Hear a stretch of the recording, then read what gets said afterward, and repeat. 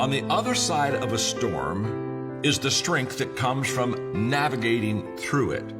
Raise your sail and begin. Just because you're struggling doesn't mean that you're failing. I think sometimes people equate struggling with failure. It's not. It isn't even close. In fact, if you're struggling, it tells me that you're still in the game.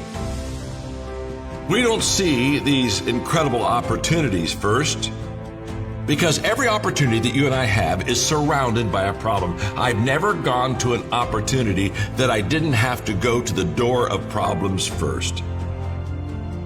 So the next time you have an obstacle, a difficulty, an adversity in your life, don't allow the crisis to numb you. Be alive, learn, feel, fail, learn. That's what it's all about if you want to make this difficult time a good time. I just want you to know that there's a hero within you. I know there is. And during this tough time, let the hero out.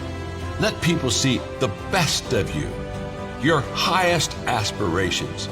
You be the one who's the lifter and the encourager.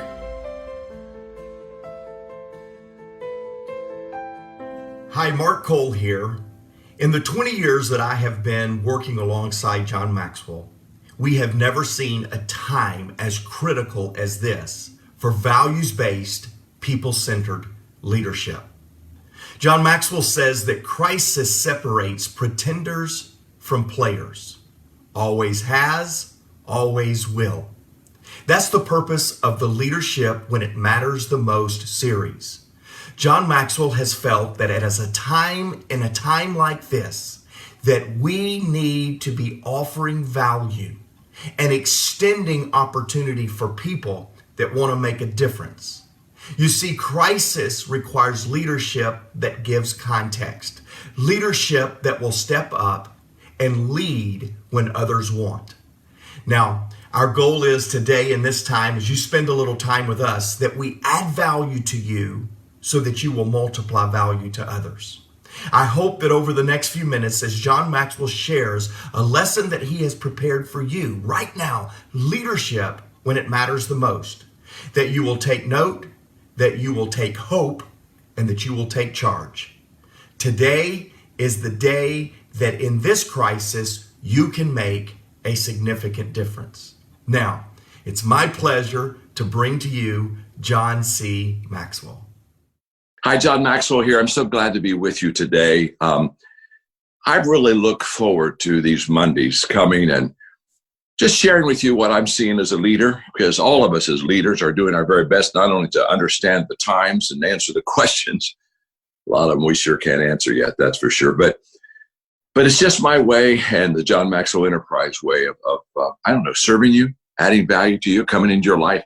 Hopefully, maybe in our time together, there's maybe, one thing that you'll just get a great takeaway from and say, hey, this is going to help me. This is going to help my team. And if that happens, we're very happy, because that's the only reason I'm doing this today. I'm doing it for you, and I'm doing it to help you, to help yourself and help all the people that you help, because you are major people that make a major difference in a lot of people. This is kind of a special day for Mark Cole, who is the CEO of the John Maxwell Enterprise. 20 years ago today, Mark interviewed and came on our team, literally started at the bottom of one of our companies and worked his way up to literally becoming the man now. And everybody, including myself, we just ask him what we're supposed to do and kind of answer him, and he leads the way. But Mark, to you, happy 20th anniversary. This is a big day for all of us. We're all better because of you, and thank you very, very much. And then I'm very excited because today I'm sending in my manuscript to the publisher on my transformation book, Change Your World. And anybody that knows me well really knows that this is really the heart of who I am. I just truly believe that people can get better and will get better if they learn and live good values. And we have led a major transformation movement through our nonprofit organizations, the John Maxwell Leadership Foundation and Equip. And so we've seen literally millions of people sit down around transformation tables in small groups and study and learn values and help each other and just get a lot better. So the kind of the how-to book on transformation and kind of what I know and feel and believe and learn and do is it's going to the publisher, and I'm very excited about it. And so those are two just kind of things I wanted to share with you as I began to teach. And this lesson I'm excited about, this lesson really was birthed out of a conversation a very close friend of mine, Chris Hodges, and I had. It was a couple of weeks ago, and so we were going back and forth, and he's just basically saying, John, let's talk about the future, and what do you think it's looking like? And so we always had a conversation that we always have stimulating kind of growth conversations when we get together. And so he got me thinking. And that's, you always have a good friend when out of a conversation, they kind of stir your heart a little bit and kind of stimulate your mind to kind of think about what they said. And so out of that conversation, I kind of started working on this lesson. And what I think I want to say to you at the very beginning is I can't really position for the future because there's still too many unknowns out there. But what I can do is I can position myself for the future. And I think that's kind of the first thing that we need to do. It's kind of like, put the horse before the cart.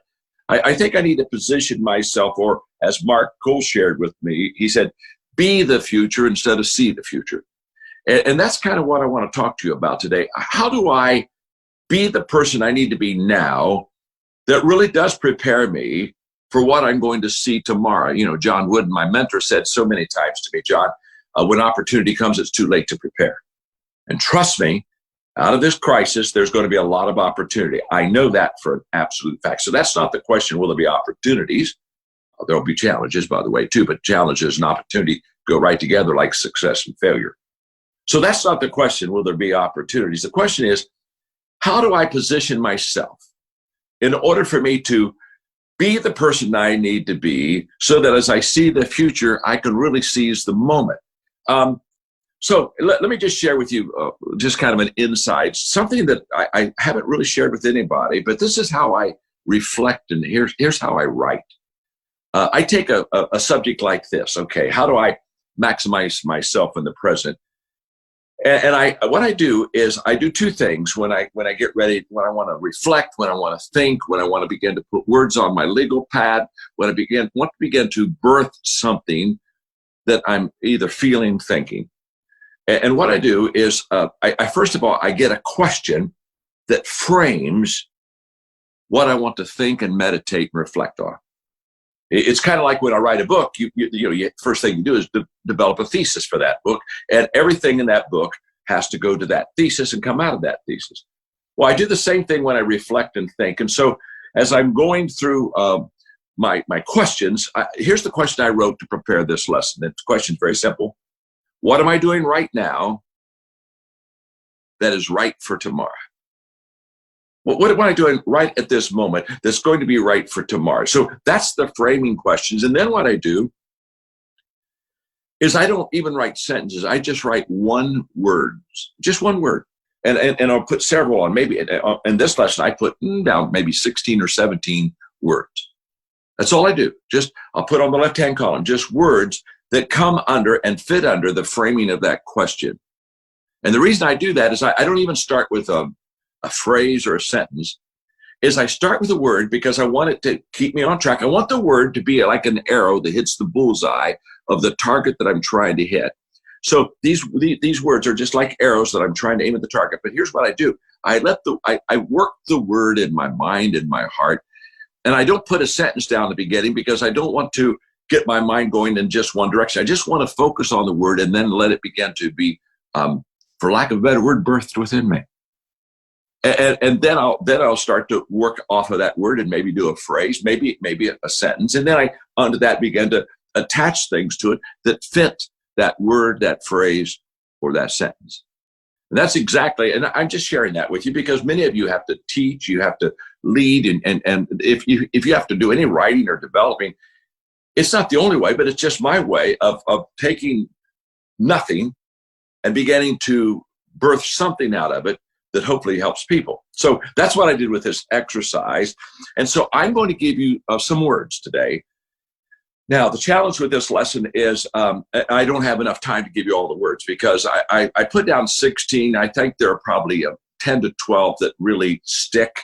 You know, in other words, those arrows hit the target. The other ones, missed. Okay. But so I'm going to give you, I think I could get maybe time for maybe 5 in today, but I want to give them to you. And I promise you that next week I'll go back and I'll give you some more words that'll just help you again to be the person you need to be today to position you to what you need to see tomorrow. Here we go.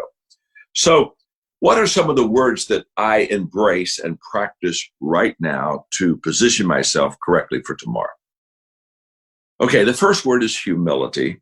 And again, I'm not sure, I want to say it's C.S. Lewis, but my favorite definition of humility, in fact, Chris texted it over to me the other day, and when I saw it, I thought, yeah, I've used the same one for a long time. Great minds think alike. But I love this phrase of humility, and that is not thinking less of yourself, but just thinking of yourself less. And the reason I like that so much is, and let me tell you what humility does. I mean, we could talk about humus and the earth, and there's a whole bunch of stuff I can talk about, but let me tell you what humility really does. When I have a sense of humility, it removes me, John Maxwell, from the center of the picture. In other words, no longer am I the main person. No longer is it all about me. And I begin to understand that life and all the good things about life include everyone else. And I'm in the picture, but I'm just a part of the picture, and I'm not in the center of the picture.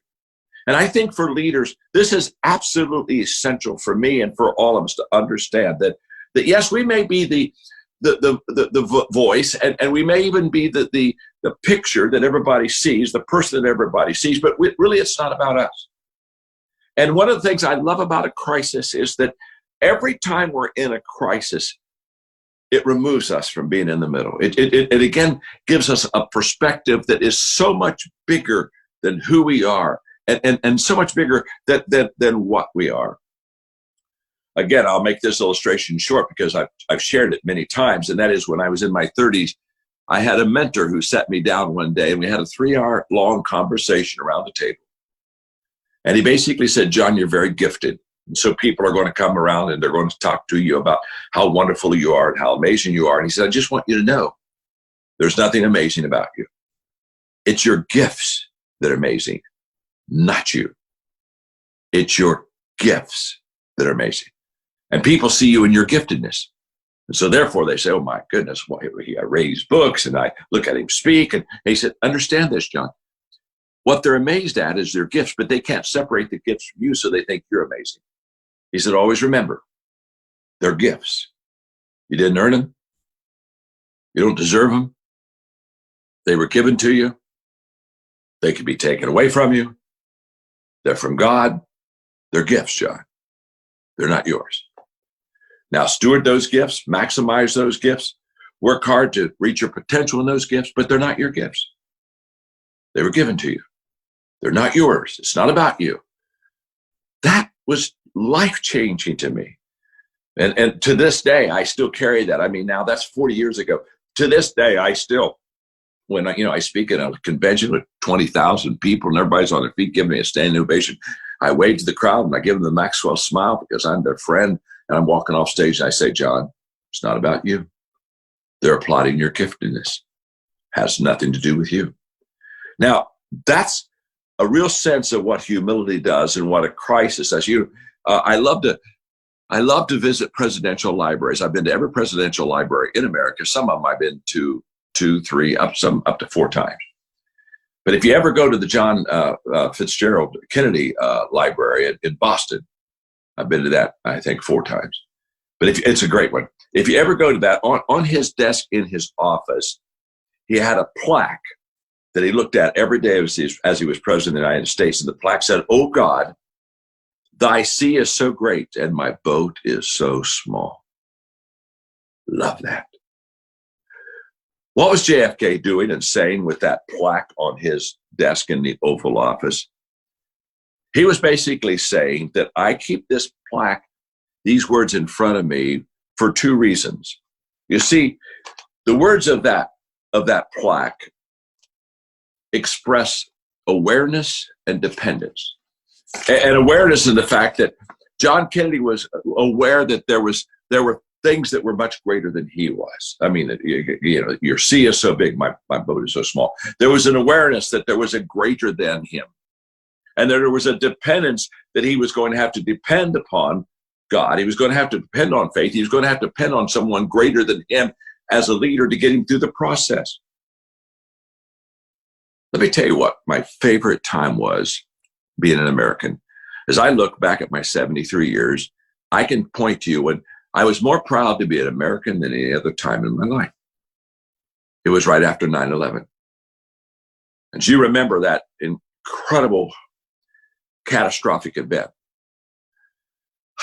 What happened because of that crisis is we saw people come together like I have never seen people come together in America ever. And the ultimate was, again, all of Congress and Senate on the steps of Congress joining hands and singing "God Bless America." And I mean, if you see politicians joining hands and crossing the aisles, you know that there's something pretty amazing happening. Now, this is what a crisis does. Don't miss this. Don't miss it. In fact, 13 days after 9/11, I was in New York City because I'd had the privilege of having part of raising $6 million for some of the victims. And so they asked me to come and they gave me a VIP tour. I mean, the smoke was still smoldering from the buildings, et cetera. And I can tell you the humility and the humbleness of the people was not, I've been in New York all my life. And I promise you that they were incredibly touched. They understood that the answers that they thought they had and all the things that they thought they could do were all thrown out the window. They didn't have answers. They had a lot of questions. And we were removing us from the middle of the picture. I'm telling you, it's healthy when we are not in the middle of the picture. So as I'm positioning myself for the future, I want to keep that spirit of humility in my life, that it's not about me, never has been about me, it's about others. The second word is adaptability. And this is a huge word for us to really think on and live in, because what crisis does is crisis move us. They always do. Everybody in America right now is moved. No one is in the position they were 2 months ago. Everybody's been moved. And what a crisis does is it presents detours in our life. In other words, pretty much we get our life on automatic, and there are just certain things we just do and routes that we travel and paths that we take. And so therefore what happens is all of a sudden we get detours and we say, oh my gosh, I can't go this way anymore. Now here's what I want you to catch. I don't want you to miss this because this is beautiful. So we take the detour. Now we're going into new territory. What do we want to do when we're on a detour? We want to, as quickly as possible, get back to the route that we know so we can proceed to the goal that we have. That's what we want to do. Here's what I'm saying. Take advantage. Please take advantage of the detour. In fact, don't hurry back, because you're going to see things you've never seen before. You're going to go places you've never been before. You're going to be able to look at things, understand things, have a different perspective than you ever had before. And the reason that you're going to be able to do that is because you're on a detour.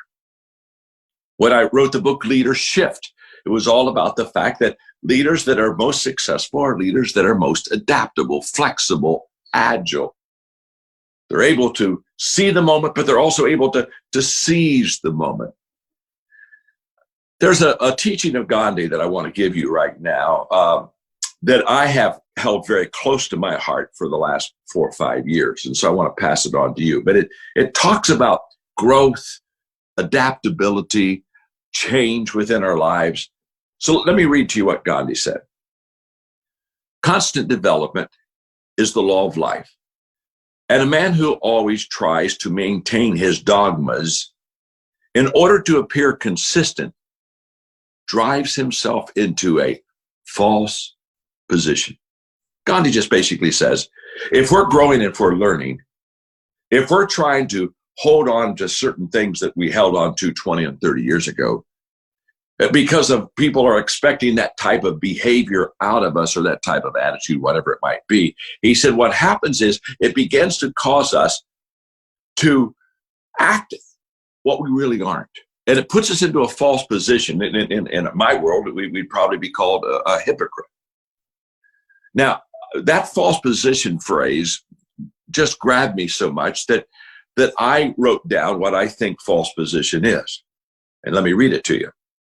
It's a place where I try to cling to my old views in order to appear consistent, while I realize that within myself, I've outgrown them, and they no longer represent who I am. Wow. Now, because my life has been on a pretty fast speed growth process, because I do it intentionally, I relate to so much this, because I could look back at myself 20 years ago and hardly recognize myself because of my growth and my development and new things I've learned and things I used to just hold on to. I don't hold on to them at all anymore. Why? They were good for me when I had them, but I've learned something better. I was on a detour, and I learned something I never learned about that part of the area of my life, and so I took that, and it helped me, and it allowed me to change profitably and personally and progressively in my life. And I say that to you because I think that that's what a crisis does to all of us. The other day I was thinking about all the times I have reinvented myself and made major changes in my life to position myself to continue to add value to people to a greater dimension. And I've had 9 personal changes, reinventions of who I am. Now, what I want you to understand is that, catch this, my values have stayed the same, okay? So during a crisis, my values don't move. In fact, during a crisis, my values just get stronger and more of an anchor to my life, because they become validated. In a crisis, my values get validated. But let me tell you something, my views change. My perspective changes every time. So I wrote down in my notes as I'm teaching you this today, is I just wrote, this is for me. Maybe you'll like it well enough to make it for you. Hopefully you will. I just wrote down for myself, I want the detour tour. I want a detour tour. I want a new way. I want a new way of seeing, understanding, thinking, and doing things. And I can promise you, you position yourself very, very well if you have that adaptability and say, yeah, I want the detour tour. I really want it. Chris, the other day, again, in our interaction, because again, he was very catalytic in this teaching, shared with me, he said, when you want to make changes and be adaptable, he said, look to your team and work it through your team. But he said, don't ask the people that you're trying to change if they want change, because the people you're trying to change, they don't want change at all. They want to stay in their comfort zone. They want it to be as it always was. And so then he quoted Henry Ford that said, if I asked people what they wanted, they would have said a faster horse. I just love that. In other words, we want a faster horse. Well, a faster horse isn't what the people needed, but that's all the people could think of. Being adaptable allows us to go beyond the faster horse mindset and say, wait a minute, I took a detour the other day, and guess what? I'd never been there before, and I had some thoughts I never had before, and I think a couple of them really are going to help me change and be different. Okay. So we've had 2 words so far that really position us, I think, to be the people that we really want to be during this time: humility and adaptability. Let me give you the 3rd one: open-handedness.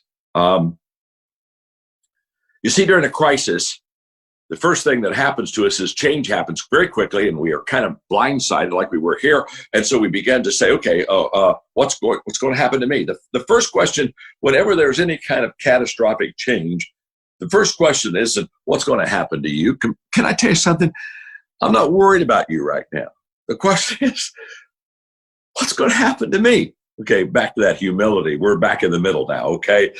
We're centered. We're not off-center at all. And what's going to happen to me? And that's very natural. And what is also natural is when we ask what's going to happen to me, because we're not certain, we begin to want to hold on to what we know, hold on to what we have, and it turns in usually to I'm clinging onto this, and we get what I would consider to be a scarcity mindset. Several years ago, I was having a conversation at dinner with Mark Victor Hansen. And he taught me this concept, and it's just huge. We were at the table, and he took his hands and he went like this. And he said, people that are closed-handed, not open-handed, closed-handed, scarcity thinking.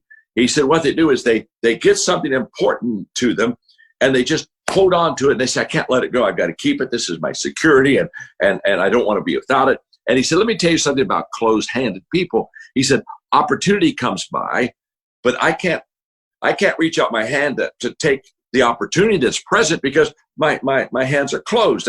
I don't have any room for opportunity. I don't have any room for promise. I don't have any room for possibility in my life. I'm doing this, and as long as I'm holding on to this closed-handed, I can't receive what's best for me. And then he said, this is the way we're supposed to live. Just open-handed. When my hand is open, if something comes by me that is beautiful or wonderful, immediately I can take it. Now, why can I take it? Because I'm open-handed. So let me give you 4 thoughts on open-handedness. I just developed this lesson last night, this part of the lesson, and I can hardly wait to really develop it. So I'm just kind of giving it to you. It's just fresh. Okay, it's not great, but it's fresh and it'll work.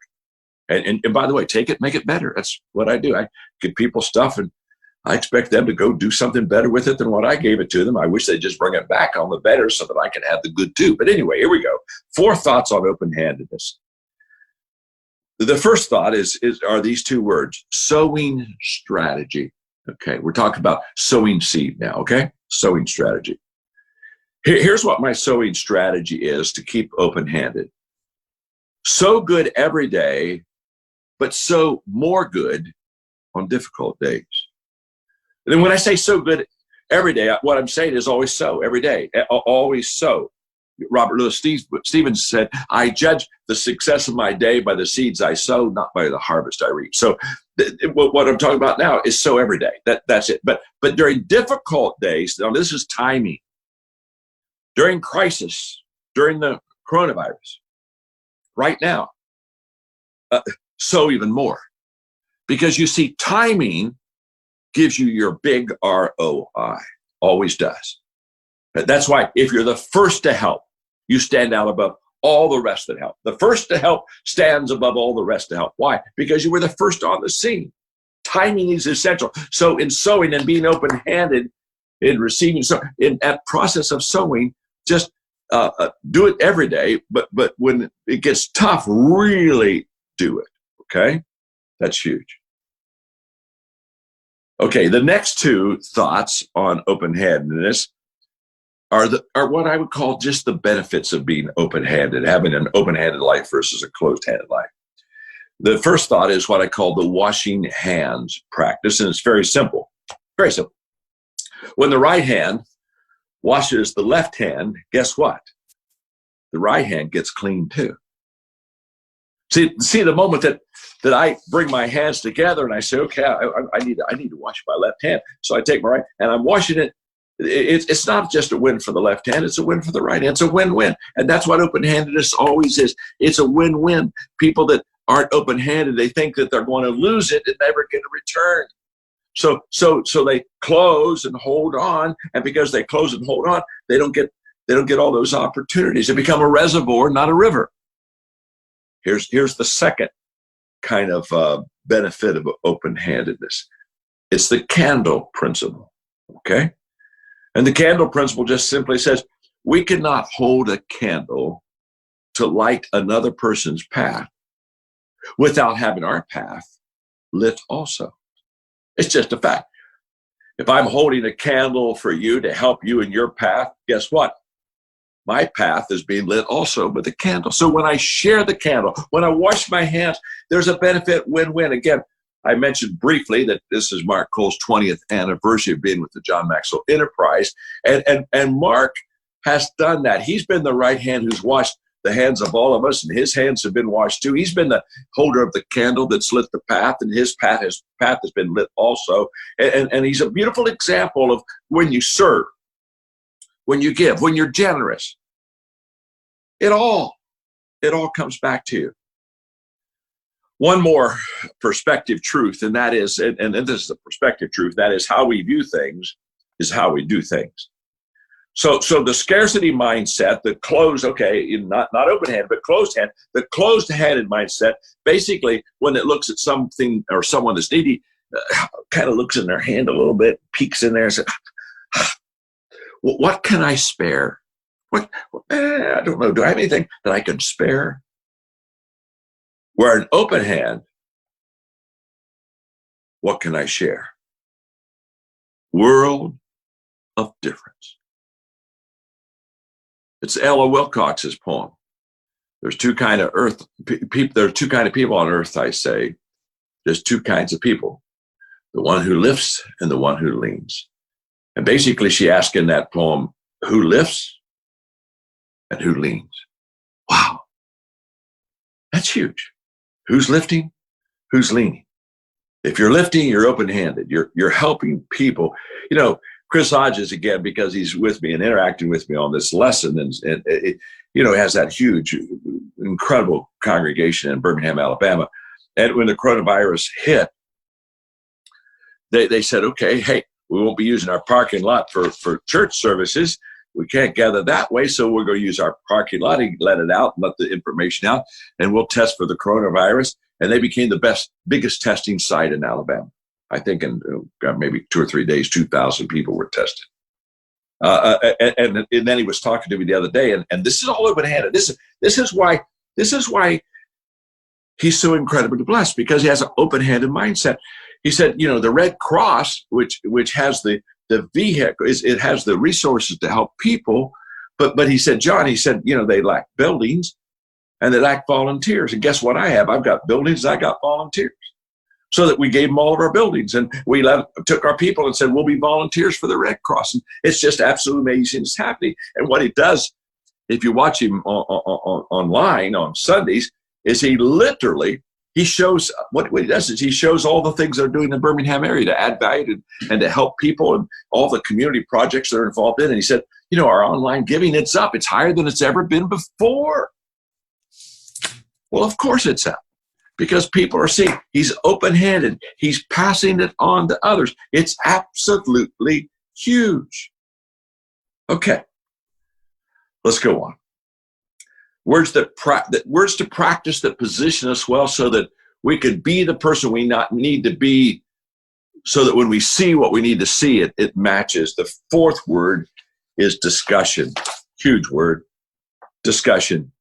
And why I love this word is because to position yourself, the best thing to do is to get around other people and have conversations and discussions that allow you to learn from each other. I can still remember a couple of years ago on an executive summary call with the CEO, I think at the second largest software company in the world. And so we were talking about, I was asking him some leadership questions. One of the questions I asked him is, I said, what is your greatest growth tool? I mean, of all the things you do to grow yourself, what is the one that just kind of helps you to grow more than any other? And he shared with me discussions. And basically what he said is, I get a group of people, about 6 of us, and we spend an evening together, usually discussing a subject. And then he gave me a blueprint. I'm passing it on to you right now. He said, basically, here are the guidelines for the discussion. Pick a subject. Make sure, he said, that you have everybody on the same level. And what he said with that I thought was very interesting. He said, John, please understand, I'm just talking now. I'm not trying to be unkind, but he said, John, you got to make sure you got people on your level of thinking and people that are dealing with your level of issues. If you quote, bring somebody that is lesser than that, they'll just drag the discussion down, because they haven't traveled where you are, and so they're not aware of what you know. And so therefore, for everything that you're wanting to discuss, they've got 7 questions. So he said, you got to make sure that you've got them pretty much all on the same level as far as what we do and how we think and our success, et cetera. Everyone on the same level. He said, everyone contributes. He said, it's absolutely a guideline. Everybody throws their hat in the ring. And he said, why? Is because we're looking for different perspectives. He said, you got to have everybody contribute so you get different perspectives. Number 4, he said, everyone increases everyone. In other words, what we do is when somebody throws something out on the table, he said, somebody else adds to it. He said, we're always trying to put the cherry on the top of what somebody said. So we're expanding the thinking, the ideas. He said, number 4, He said, everyone takes action on the subject that's discussed. When we leave, we can say, okay, what's your game plan? What are you going to do with what we talked about tonight? I think it was Peter Drucker who said, you can't have meetings and accomplish something at the same time. So he said, the question I got is very simple. He said, are you having meetings or are you getting work done? And then he said, the only ones that get invited back are the ones who are applying and growing from it and contributing. He said, then we bring them back. And he said, I've got about 6 now. He said, that are just trusted colleagues. And he said, when we get together, he said, my greatest growth time is iron sharpening iron. We're all at the table. We're all pointed on, and we're putting gasoline on each other's ideas and just getting them bigger and better in the whole process. In my book, Thinking for a Change, I talk about that kind of thinking. It's called shared thinking. If you've got a good idea and I have a good idea, if I hold it to myself, I just have one good idea. If we share, we have 2 good ideas. But what happens is the moment that we share, the magic happens. And it ignites us in thinking. And what happens when you share your good idea and I share my good idea, it ends up to be 3 ideas, 4 good ideas, because it begins to multiply. And great ideas are nothing but a process of several good ideas that are put together. Wow. In my book that again, Sending the Manuscript Today, I'll Change Your World. One of the chapters is entitled, I love this title, Transformation Happens One Table at a Time. Well, that's true in discussion too. And so during a crisis, to be the person you really want to be, I would encourage you to, take that, get you a few people that are where you are and get in discussions with. This is a perfect example. This lesson isn't just my lesson. It's Chris and I talking, and he made me a lot better. Without him, it'd be a good lesson, but it's a better lesson because he jumped in. He got to the table with. Okay, number 5. The last thing I want to share with you is, and it's really kind of 2 words. It's a word / another word, and that's question/reflection. To really position yourself to be who you really want to be during this crisis so you can see what you need to see, you just need to ask a lot of questions. In my book, Leadership, again, one of my major shifts was from directing to connecting. And in the beginning, I just told people what to do, and then I started asking questions, and that's when I started connecting with them. And so in the discussion, to make a discussion great, if you're going to have a table like I just talked about a moment ago, you really want to have 3 things. You want to have preparation. You want to be prepared for what you're going to discuss. So you got to have preparation, you got to have reflection, and then, of course, then you have to have action. And what I want you to understand is reflection is right in the middle. You do the preparation, and then you do then after the discussion, you come when you reflect on what's happening before you can take your action. So there are 4 reflection questions I'm always asking myself, and I just pass them on to you because you can ask yourself if you want to spend more time reflecting, which is huge because reflection turns experience, crisis, what we're going through, into insight. Here we go. The first reflection question is, what do I feel? How do I feel right now? What do I feel? I just came through an experience. What am I feeling? Because the first influencer in our life is almost always our emotions. Almost always. Not always, but almost always. And so what am I feeling? And you want to capture that feeling as quickly as you can because it's kind of a raw, virgin, true feeling that you have in your life. Now, let me just say something about asking yourself, what am I feeling? What do I feel? Is that the fact if you reflect quite a while on something, that emotion really begins to become intuition. And that's a whole different subject I don't need to get into today. But I tell you, intuition is developing the art of intuition has a great deal with giving the time to reflect on how you feel, because it's a gut thing. Okay. So first of all, what do I feel? Secondly, what do I know? What do I know? And wow, you don't want to have feeling, emotion without what you know, knowledge. You never. But you don't want to have knowledge without emotion either. So these are put together. They're stacked. Okay, this is kind of like layered reflection. This is how you layer your reflection. What am I feeling? And this is where you pause. You just pause. Okay, what do I know? Okay, here's how I'm feeling about this, but what do I know? And then thirdly, what do I think? I do thinking third, because what thinking does, it sorts out the differences between feeling and knowing. And I want to be able now to say, okay, out of knowing, this is what I know, and out of feeling, this is what thinking allows you to kind of sort it out. And then, of course, the last question, what do I do? Let's now it's time to go into action. So just a quick illustration. I'm done for today. Like with the coronavirus, what do I feel? Well, what I feel is that that fear and uncertainty has compounded the crisis, and intuitively, now that I've had that emotion for some time, I think that fear and uncertainty will prolong the crisis. Now it's a real crisis, so I'm not trying to in any way diminish the crisis, but I'm here to tell you, fear and uncertainty, people's insecurity, scarcity, all those negative emotions we have in our life compound the problem itself. So what do I feel? Well, I feel that we have a problem, period, with the crisis in itself is a big problem, but it becomes a bigger problem when people have emotional negatives out of a dysfunctional lifestyle that just kind of puts kerosene on the problem.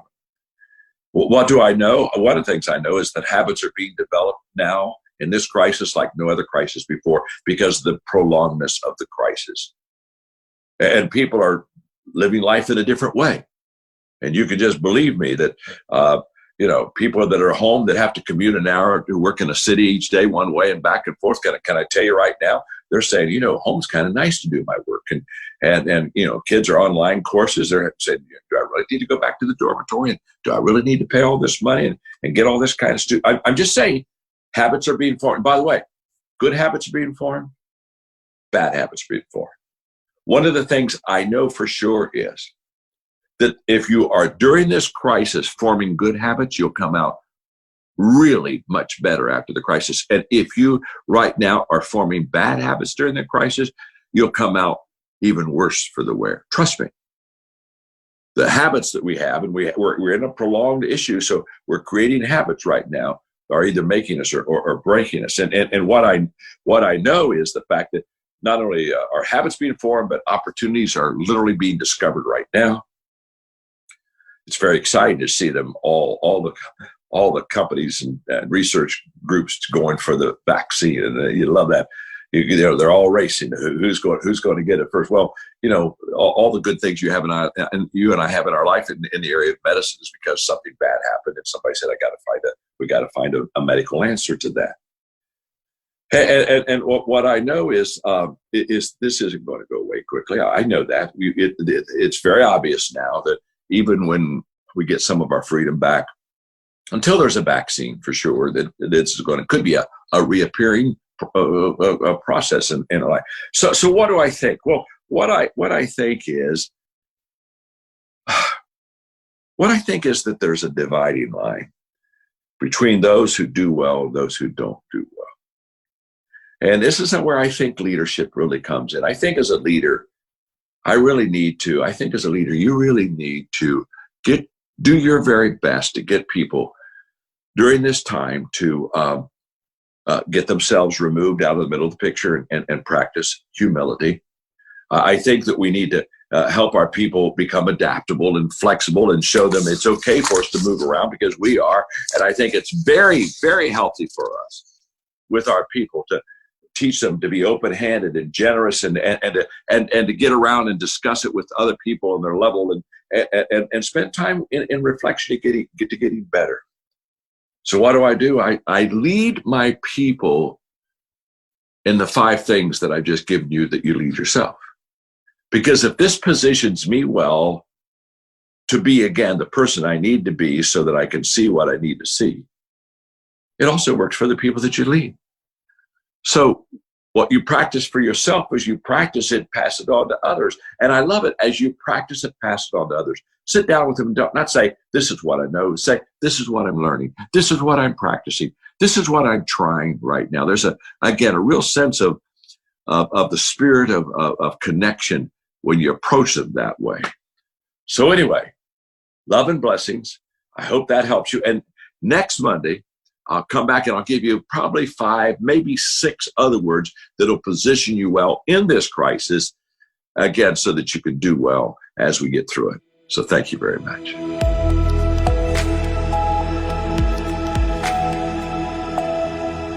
Thanks for being with us today on the Leadership When It Matters the Most program. I hope John encouraged you in your leadership just like he encouraged me. Our goal in this time of crisis is to come alongside you, add value to you so you can multiply value to others. If you go to johnmaxwell.com, you'll find free resources, tools that will help you lead in these very unique times. You'll find our podcast, John Maxwell Leadership Podcast, Minute with Maxwell, a daily word that John will bring to you, as well as our leadership blog. All of those resources on johnmaxwell.com, and they are free and ready for you to encourage you as well as you encourage others. Thanks for joining us. We look forward to seeing you soon when leadership matters the most.